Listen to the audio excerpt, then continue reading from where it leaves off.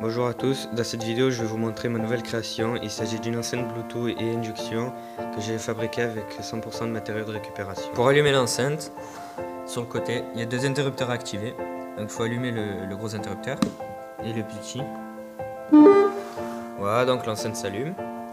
Et après, il n'y a plus qu'à connecter un appareil par Bluetooth.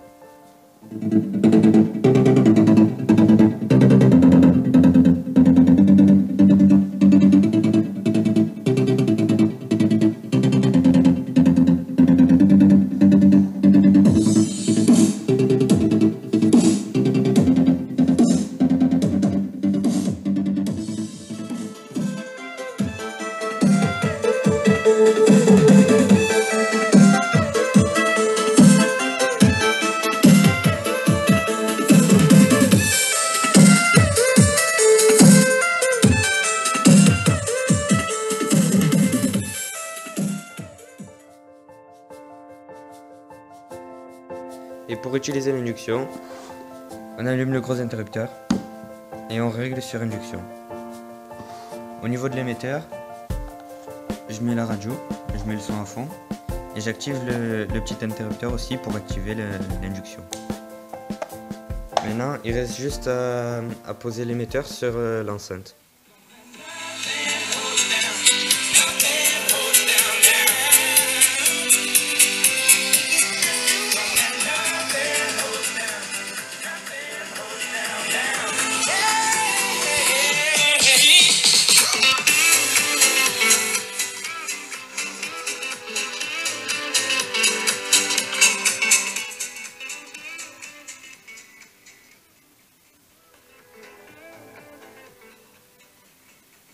On entend toujours à cette hauteur.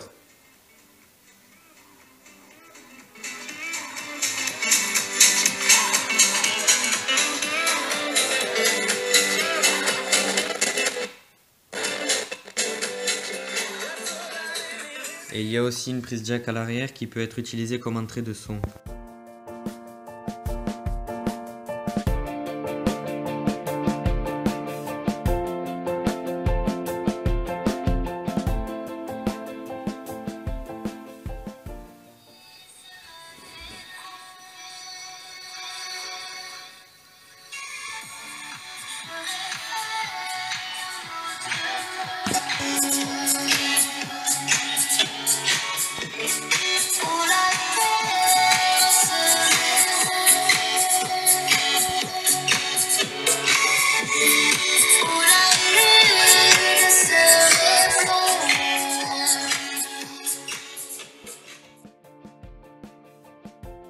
Donc au niveau de l'émetteur, dans le boîtier, j'ai mis une bobine de cuivre qui émet un champ magnétique quand même assez élevé.